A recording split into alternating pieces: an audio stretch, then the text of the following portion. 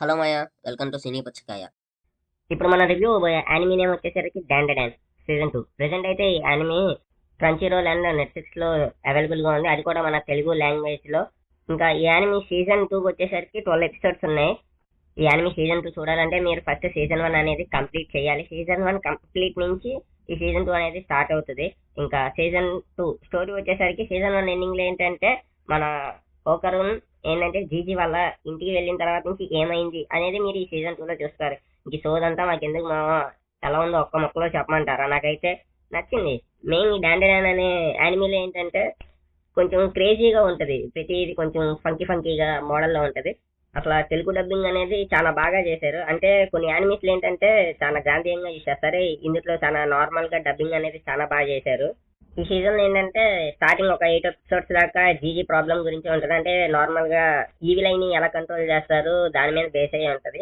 ఏంటంటే ఈ యానిమీ మొత్తం మీద రామ్ కామ్ ఉంటది, అలాగే కామెడీ ఉంటది, రొమాన్స్ ఉంటది, పైగా ట్రయాంగులర్ లవ్ స్టోరీ అనేది చాలా బాగుంటది. అది ఓకరున్, మోమో అండ్ ఐరా వీళ్ళ ముగ్గురు చుట్టూరు.